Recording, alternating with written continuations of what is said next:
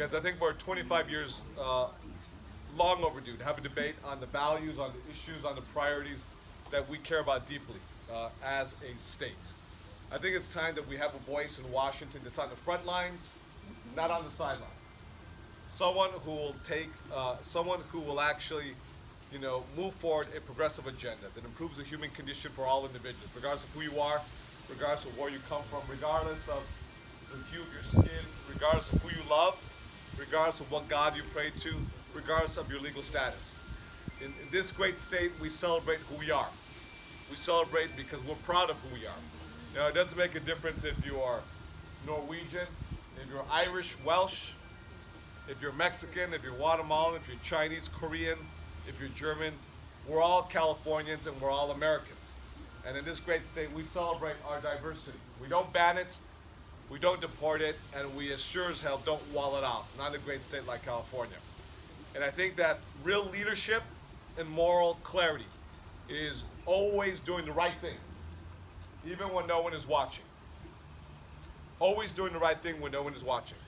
That's why I think more than ever it is incumbent that we as a state, the Golden State, the most diverse state in the world, that we remain America's exceptional example, a beacon of hope and opportunity in a very uncertain world. That the rest of the country, as well as the world, is watching what we do here in California. And that's why I think we need a very strong voice that moves policies that improves the human condition for all individuals, regardless of who you are and regardless of where you come from. Now, I'm proud of the helm that I've held as a leader of the California State Senate, moving the largest minimum wage in the country, $15 minimum wage. Moving the most far-reaching climate change policies, not in the nation, but the entire world. Equal pay for women doing equal work as their male counterpart.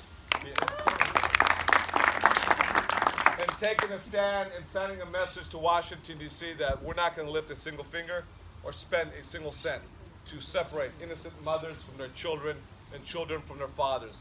That's not what we do in a great state like California. And that's why I'm the proud author of Senate Bill 54, the California Values Act, also known as the Sanctuary State Bill. And I can tell you this, that I felt insulted that the Attorney General of the United States of America came to our home state just a few weeks ago to announce his lawsuit against us, the state of California, because of the bill that I wrote to protect our working families, in California. But this is who we are. And I can say this, that politicians, whether you're on the left or the right, or points in between, can be prone to hyperbole, a sense of over-dramatization. But these are very significant times in our nation's history. And in fact, these are very dangerous times in our nation's history. That's why I believe strongly that it's time for a change. It is time to have a voice. It's time to give all of you a different choice at the ballot box. We need someone who represents our values today, an amazing diversity that is California today. Not California 25 years ago, but California today. Not someone who's going to vote for the war, Iraq and Afghanistan. Two wars that are longer than the Vietnam War that have cost us $5 trillion. $5 trillion that we should have spent on healthcare. $5 trillion we should have spent on college debt education. $5 trillion we should have spent on clean energy. $5 trillion we should have spent growing this economy, investing in infrastructure, retrofitting our bridges, our roads, our highways. $5 trillion we should have spent on precision medicine, finding the cure for Alzheimer's, Parkinson's, a variation of breast cancer. This is our values. And those values are not the values that represent us today in Washington, D.C. And I can say this, is with me, you'll never have to guess where I stand, because I will never, ever vote to allow 13-year-old boys to be prosecuted as adults without mercy, being propped up by institutional racism. I will never vote for a wall. But we already have a senator who has already voted for a wall way before Donald Trump ever entered our lives.